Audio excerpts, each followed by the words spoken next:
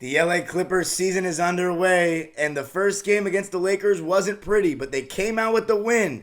How did they get the W after turning the ball over 22 times? I'm going to go over that in our first post-game episode of Locked On Clippers with me as your host. Let's get it. You are Locked On Clippers, your daily Los Angeles Clippers podcast, part of the Locked On Podcast Network, your team every day.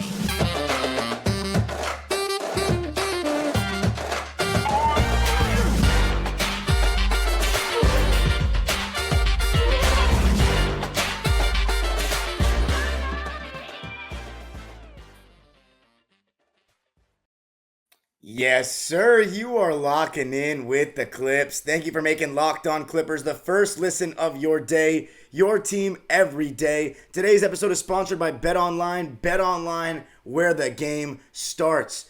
And remember, I'm your host, Darian Vaziri, 18 years a Clipper fan, this being the first game of year 18. You can follow me on Twitter and Instagram at DimeDropperPod, and of course, subscribe to my YouTube channel. I just went live after the Clippers-Laker game right before recording this on my YouTube channel. So go check that out for an uncensored raw reaction. And of course, to subscribe to Locked On Clippers and let me know what you thought of the game tonight. Who was your player of the game in the first game of the season? Clippers and Lakers, going to be talking about it all. And in my opinion, the Clippers did not play very well tonight. I'm just going to throw it out there. I don't think the Clippers played well tonight at all. Ty Lue just came out in the press conference and said the Clippers did not play well. The final score was 103-97, but it didn't come without a lot of hiccups. And considering the way the Lakers played in their first game against the Warriors, I really expected the Clippers to come out and beat them up, honestly. But you know it's the first game of the season, and it's not always gonna go the way you plan. There's gonna be some hiccups. There's gonna be some rust, and there clearly was for the Clippers. And the first thing I need to say right off the bat is the starting lineup decision. So after all the anticipation with the point guard thing, it was Reggie Jackson who won that starting spot over John Wall, which of course that's subject to change as well. But the main surprise tonight was that Kawhi Leonard did not start. He came off the bench. And it took a while before we saw him come into the game. And Norman Powell started in his place. And ultimately, it was a very sloppy game. The score was tied at halftime. And it was a game of runs. You know, the Clippers went up by 16. The Lakers came back. The Lakers ended up taking the lead in the fourth quarter. And then slowly but surely, the Clippers kind of overcame that. And it's an important thing to win when you don't play well, and the Clippers didn't play well, and they still won the game. So that's a really relieving sign and an encouraging sign because you just know the Clippers are going to play better than that, and they still got the win at the end of the day. A big reason the Clippers didn't really play well, Paul George. You know, when Kawhi Leonard is getting limited minutes and is coming off the bench, you expect Paul George to be that man, and he was not that man tonight. I thought that he just came out with the wrong attitude in terms of the kind of shots he was looking to get. The Lakers played Patrick Beverley and Russell Westbrook and Austin Reeves on this guy all night long, and he just didn't seem to take advantage of it in terms of his size. And when he tried to dribble against him at the top of the key, it just felt like a lot of dribbling, not enough making a move, and every time he tried to make a move, it was calling for a screen, and that would bring the Lakers' best defender, Anthony Davis, into the picture. And the first two attacking possessions for Paul George just showed what I said on Locked On Clippers crossover in yesterday's episode, that Patrick Beverley may not be able to guard wings the whole season, but he can have good games agitating wings. And today he agitated Paul George. You saw what Patrick Beverley does on defense for the Lakers tonight. First possession that Paul George gets the ball, mid-range area, shoots over him, misses short. No problem with that. Next possession, comes off a screen, Patrick Beverley blocks him from behind, and Clipper fans, how many times have we seen Patrick Beverley navigating over a screen and blocking a guy from behind? He did it to Paul George, and Paul just did not really have a good shooting night. Shot a lot of tough threes, long threes, never seemed to get an easy basket, and he did make the three at the end of the first quarter to put the Clippers up 12. And ultimately, the way the Clippers won the game is because they were just deeper than the Lakers. And you obviously, when you have Kawhi Leonard and John Wall coming off the bench making their returns, you're going to be deeper than most teams. And Kawhi Leonard's obviously not going to come off the bench going forward.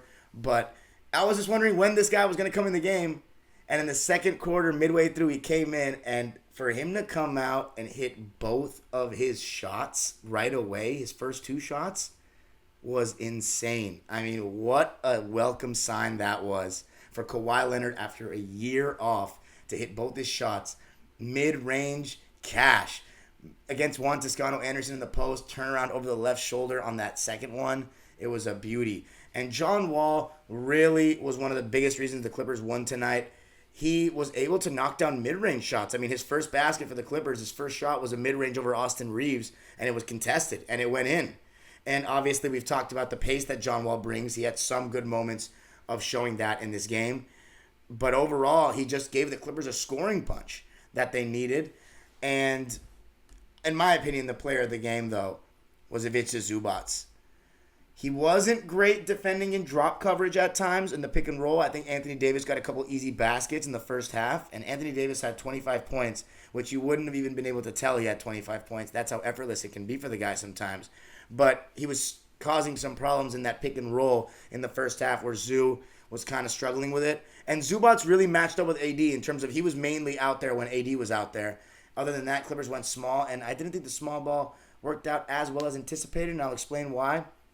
But Ivica Zubac, especially in the second half, he really made a huge impact. And it was the third quarter that the Clippers had the most success, not based on the actual score in each quarter, because technically the best quarter in terms of point difference for the Clippers was the first, 35-23. They won that one, and that was because they ended it pretty well with the depth coming in. Again, it was the 11-man rotation I mentioned, but it was Terrence Mann tonight that was the odd man out in terms of getting the least amount of minutes. Luke Canard had 24 minutes. John Wall played 25.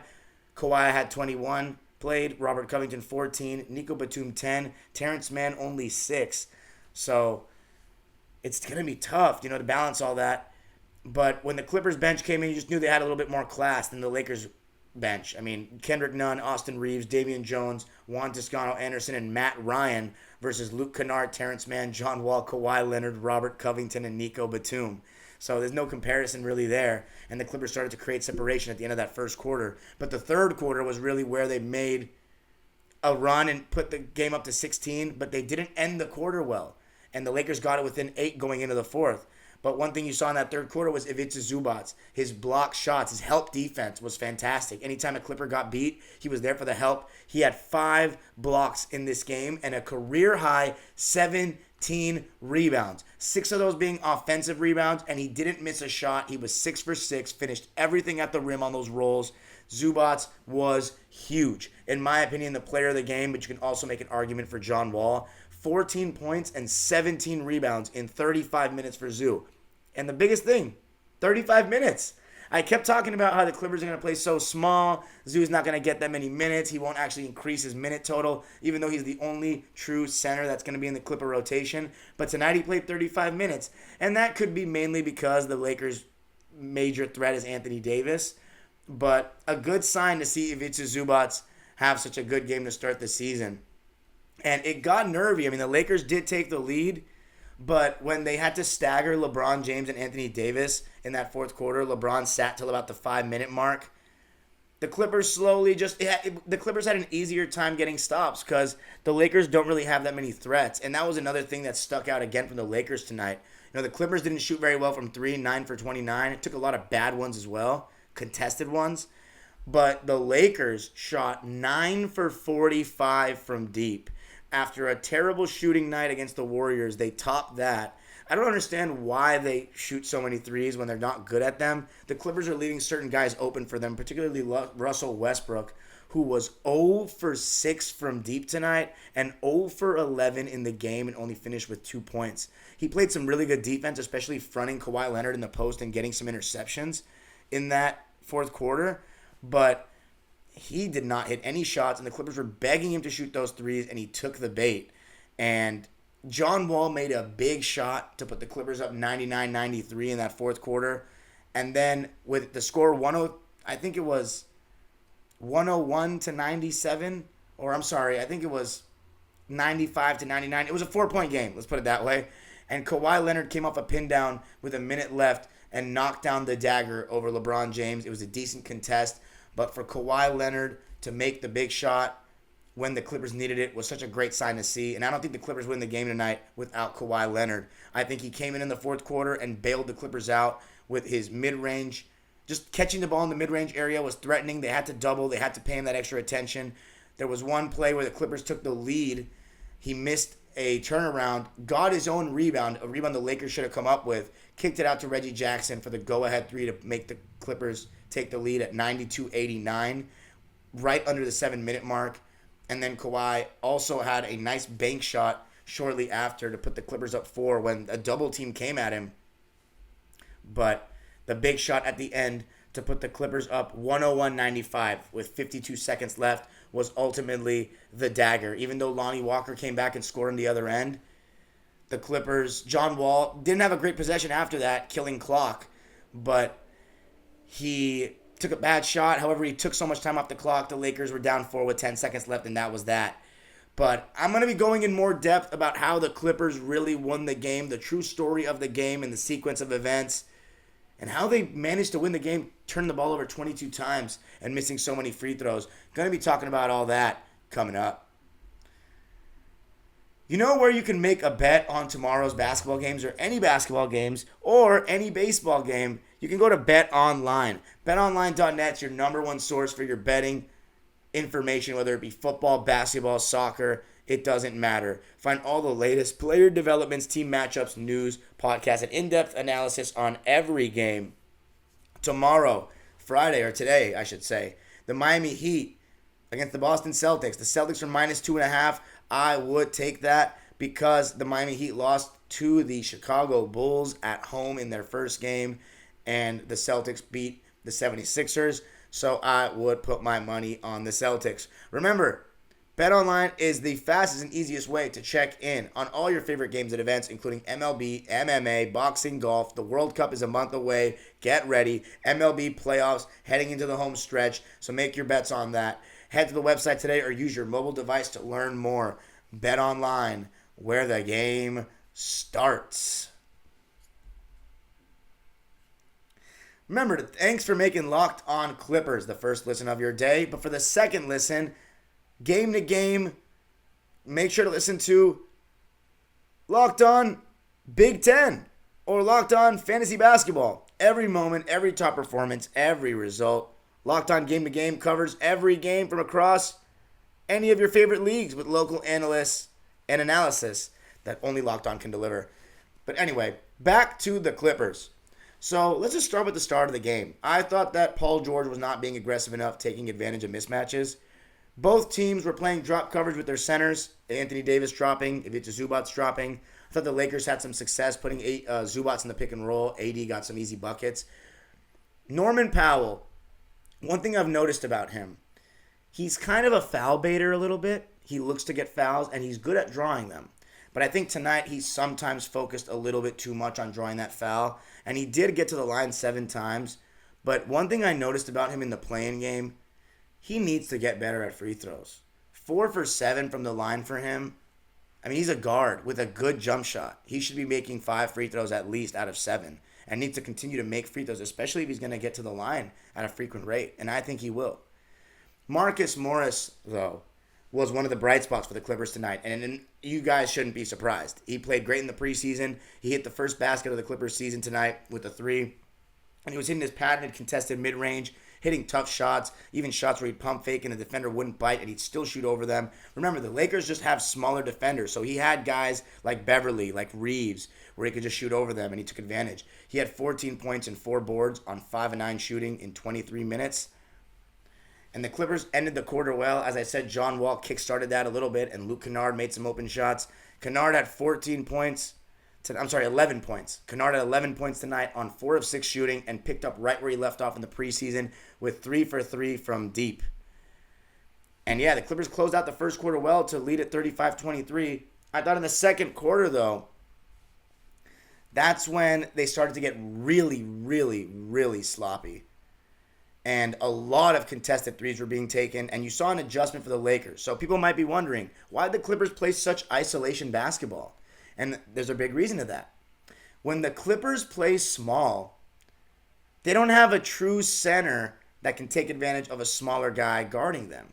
So when you play 5 wing players, Nico Batum and Robert Covington aren't the type to take advantage of mismatches. So for example, if Patrick Beverley or Kendrick Nunn or Lonnie Walker or Austin Reeves get switched onto Robert Covington and Nico Batum, they're not going to go in like to the post and ask for the ball. There's no mismatch there. So you're having to play one-on-one basketball. And that's what was happening for the Clippers. They wanted to set these small pick and rolls or pick and pops where there were even times where Luke Canard would come set a ghost screen, as they call it, where he acts like he's going to set the screen, and before he makes contact, he slips. And there were times where Paul George just was not hitting him fast enough. I just couldn't believe what I was seeing from him. His lack of care of taking care of the ball is not just a problem tonight, and it's been a problem in big playoff games, Phoenix Conference Finals, for example, and of course the bubble.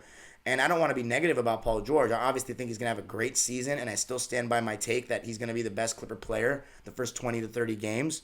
Maybe 20, considering the way Kawhi Leonard played. But he needs to take care of the ball. And he's had those problems in big playoff games, losing the ball in big moments. He needs to be very careful with those live ball turnovers and just not being too loosey-goosey with the handle, making quicker decisions, catching the ball in better spots where he doesn't have to dribble so much. And there were a couple of times where he missed Luke Canard on that short roll. But when the Clippers tried going to that stuff a lot, the Lakers were switching the non-AD screens and even some of the Anthony Davis screens. But later in that second quarter, you saw a lot of switching, which was making the Clippers play isolation basketball. And that's where you have to rely on your best ISO players. But one of them just came off an ACL tear. So when Paul George is playing that poorly, you got to look to John Wall, Norman Powell to create shots. And you just don't expect Paul George to play that poorly point blank. It's just when teams are going to switch everything, it's going to force isolation basketball. And you're going to need your star players to create. And Kawhi Leonard did his part, in my opinion, based off of what we expected of him coming off an ACL tear. But Paul George just was not good enough. And that's why the game was tied going into halftime. A lot of turnovers from around the team, a lot of missed shots, and a lot of bad threes. For example, Robert Covington. You know, I mentioned this in preseason, but there are times where he'll take threes and act like a guy that's guarding him is not actually guarding him, as if he's open, but there's a guy right in front of his face. He shot 2 threes tonight and missed them both. He was 0 for 3, didn't score, but he did have some decent moments on defense, some nice deflections, a nice block from behind in the second half. But Robert Covington needs to be a little bit smarter with his shot selection, in my opinion.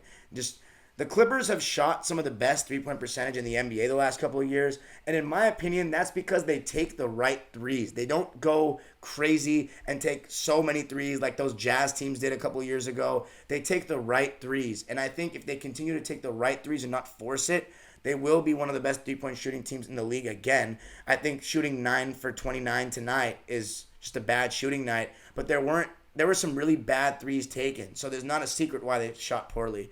And Robert Covington is just one example. Reggie Jackson as well. I mean, he started tonight, but he did a lot of dilly-dallying on the ball again. Just too much dribbling, waiting a while to get into the set. If you're going to set a screen, why wait till there's 10 on the shot clock to get into that pick and roll? Unless you're really confusing the defense with great off-ball stuff going on, and the Clippers didn't do that. In fact, the Clippers are very stagnant off the ball, some guys. There were times where Paul George or Kawhi were doubled in the post, and the guy on the opposite side of the court is just waiting at the three-point line instead of seeing the gap right in the middle of the court to cut. And there was one time where Juan Toscano Anderson made a very nice cut, and LeBron found him for a dunk that cut the game to 2, where you saw that little Warriors effect, you know, cutting without the ball. Marcus Morris, Paul George, at times they would just sit on the three-point line. And yes, the Clippers can still create a good shot moving the ball like that, but why not cut to the middle when it's open? I just think off-ball movement for certain guys is a very lost art in today's game. But Clippers go into the half tied with the Lakers because of sloppiness and stagnant offense. And then the third quarter, you saw them make a run, and I talked about it. Ivica Zubac taking advantage of the Lakers missing shots. The Clippers just playing better defense. Paul George did hit a 3, a deep one to start the third quarter, but Marcus Morris was hitting shots, and Zubac was really playing well. But it was really when Anthony Davis had a tough tumble. Kawhi Leonard checked back in like middle of the third quarter, and he pump faked, and Anthony Davis fell on the ground and hurt his back for a second. And when he came out of the game, the Clippers really took advantage and went on that 13-0 run and took a 16-point lead, 81-65. But the Lakers weathered the storm. And again, sloppiness from the Clippers, missing free throws. They didn't end the quarter well, and the Lakers did. And they led by 8, 85-77 going into the fourth quarter. And Patrick Beverley, he did some good things tonight. He had his agitation, but he and Russell Westbrook could not make an open three to save their lives. And there were so many times where the Lakers could have made that big momentum three to get the crowd going nuts and really take the lead and really put the Clippers against the momentum, and they just didn't make those timely shots. Russell Westbrook shot 6 threes and missed them all, and that was by design. The Clippers wanted him to shoot threes. Patrick Beverley, a much better three-point shooter, as Clipper fans know very well, but he was 1 for 7 from the field and 1 for 6 from deep. There was even one time in the fourth quarter where Zubac got the rebound. He poked the ball away, had a wide-open three in the right corner, and missed short. A lot of them were short. And then Luke Canard came down the other way and hit a three to make the Clippers, put the Clippers up 95-91. So Pat Bev, Juan Toscano Anderson, various guys on the Lakers had opportunities to take the lead with a three, and they just didn't take advantage. So the Clippers are lucky that they played a team without shooting, because there were just too many open threes given up, and I think a large reason is because of the turnovers.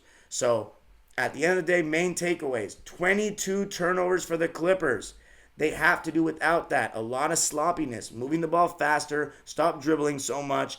But at the same time, it's just the first game. It's going to take some time. Even though the Clippers are a team that knows each other, and that's why I'm being harsher on them. You might be thinking, dude, you're overreacting. Maybe a little. But I'm going to hold this team to a high standard, guys. They're expected to win the championship. And I want them to get 60 wins. And by the way, they did get one step closer to that tonight, 59 to go. But the habits, the turnovers, it's not a new thing. We've seen that in the past, the Clippers. We've seen them take bad three-pointers when teams switch everything. They need to continue to execute, continue to try to battle, and Paul George needs to try to get to the basket. Kawhi Leonard has an excuse. He just came off an ACL tear. But the positions in which Kawhi gets the ball mid-post, he can back down and get closer to the basket. Paul George settles far too much for my liking, and he really just needs to make better decisions if the Clippers are going to win the championship.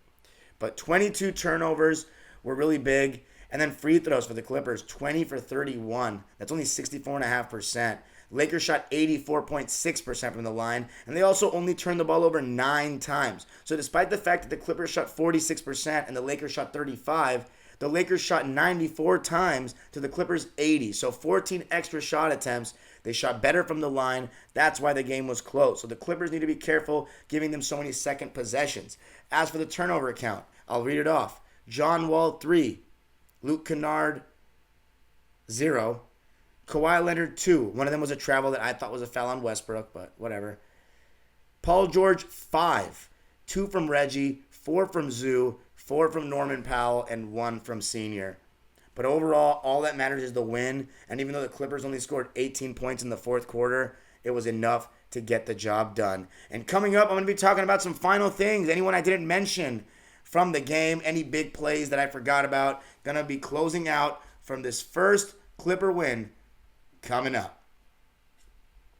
Okay, time to close out the show. Thankfully, a W for the Clippers, even though, again, it was not pretty. And I'm going to be honest, and this is not going to be my negativity every game. This is just my observation. I thought there was a lot more bad than good, but the great, is that the Clippers won. And the really big signs, the great performance from Ivica Zubac, finishing around the rim, great help defense, great rebounding.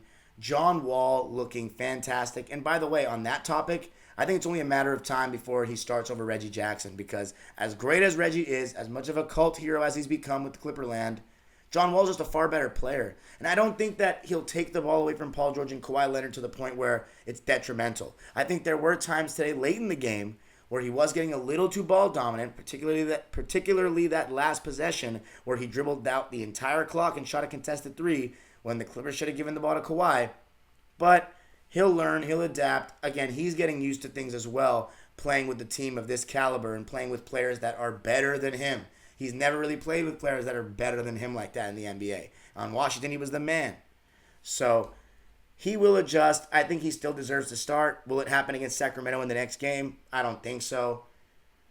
I think it'll just take a couple of games. But Reggie Jackson, if he wants to start, he needs to move the ball faster and stop dribbling so much. Because when Paul George, Norman Powell, and Reggie just dribble a lot, it just kind of feels like take turnsy and not fluid ball movement. And that's one thing with Ty Lue the Clippers have really prided themselves on, is moving the ball and not having it stick.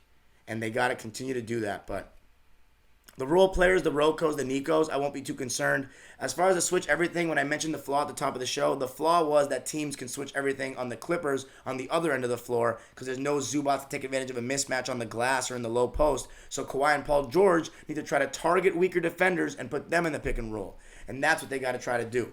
So I think the Clippers will adjust.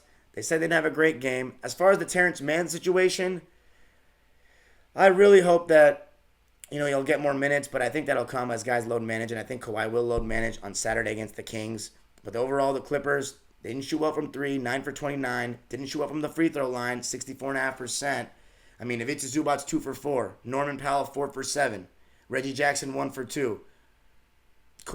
John Wall, 1 for 3. Kawhi Leonard, 1 for 2. Nico Batum, 1 for 2. Got to make some of these. Some of these guys got to go 2 for 2. Make 2 free throws. Marcus Morris was the only guy that made every free throw he took.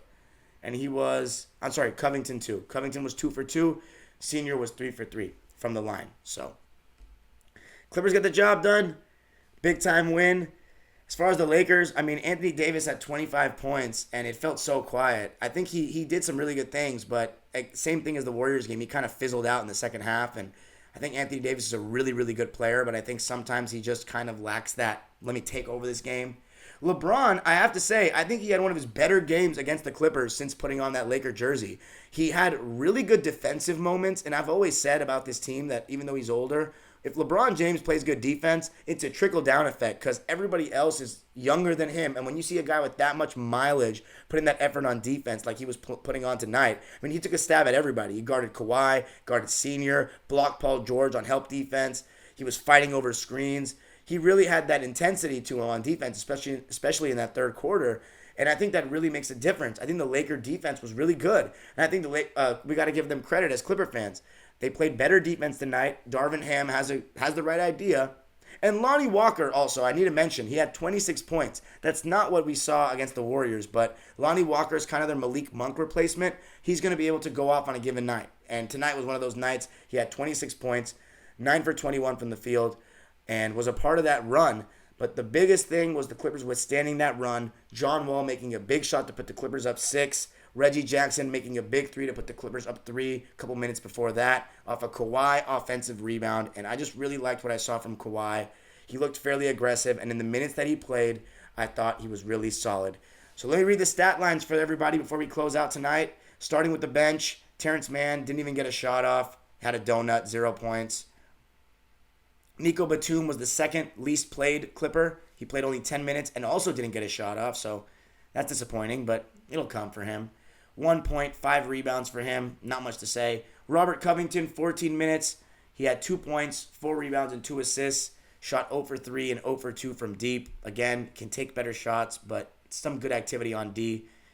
And then Kawhi Leonard, 21 minutes, 14 points, and 7 boards. It was really good to see him rebound like that. 2 assists, 1 steal, 2 turnovers. He was plus 5 when he was on the court. 6 for 12 from the field. 1 of 4 from 3. The three-pointer, it looked like they were all short. He needs to get his legs back underneath him, and he will. But the mid-range looked good.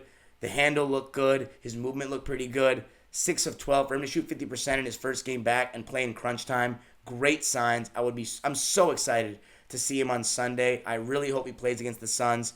It's been a while. I haven't seen him play since the game he got injured. That's a vlog, by the way. You can check that out on my channel on Dime Dropper. But the two highest played bench players tonight for the Clippers. Luke Canard with 24 minutes. He had 11 points, 4 of 6 from the field, 3 for 3 from deep, which is no surprise. I think he's going to shoot like 50% from 3 this season. Not even an exaggeration. And he made a big one to put the Clippers up 95-91. And then John Wall, 25 minutes off the bench, ended up playing 2 more minutes than Reggie. And he had 15 points, 4 rebounds, 3 assists, 1 steal. He was 7 for 15 from the field, with a lot of those being mid-range jumpers, which was awesome to see. He was 0 for 4 from deep, so I'd hope he makes more threes as the season goes on, and I think he will. But he shot 7 for 11 from 2, which is awesome. 1 of 3 from the line, so could have done better there. And then the starters. Reggie Jackson played 23 minutes. Wasn't great for me. 8 points, 4 assists, 3 for 9 from the field, 1 for 3 from deep, and missed a free throw out of only 2 attempts. Marcus Morris, I already said, 14 points, 4 boards, 5 and 9 from the field, 1 for 3 from deep in 23 minutes. He did his part, so far so good for Marcus Morris. No terrible defensive moments either. I mean, he got blown by LeBron one time, but it's LeBron James. And then Norman Powell, not a great game from him. Needs to be a little bit calmer and let the game come to him a little bit more. 9 points, 4 rebounds on 2 for 8 shooting, 1 for 3 from deep, and 4 for 7 from the line. We're going to need a better performance against Sacramento, especially if Kawhi Leonard doesn't play. And then Zubats, my player of the game, 14 points, 17 rebounds on 6 of 6 shooting, 6 of those being offensive rebounds, and 5 blocks. He was plus 13. And funny enough, the guy with the highest plus minus, which again shows why single game plus minus is not the best stat, Paul George, 15 points. One thing I will say he did well, rebound. He had 10 rebounds, 4 assists, but he had 5 turnovers, so more turnovers than assists. He was 4 for 12 from the field, which is only 33%, and 2 for 7 from 3. Gonna need much better from Paul George. Much more focus, more aggression, and being smarter. And I think we will see that against the Kings. But thanks for joining me tonight, or today, whenever you're listening. Really appreciate it. Make sure you leave a review on Apple Podcasts if you enjoyed the show. And tell me who your player of the game was in the comments. Remember to subscribe to Locked On Clippers. It's the fastest way to grow the show. We finally hit 900 subscribers. Everybody give a hit in the comment section. So that means we only got one big goal left. Or actually, one big short-term goal left. 1,000. Let's get to 1K. The monetization is right there.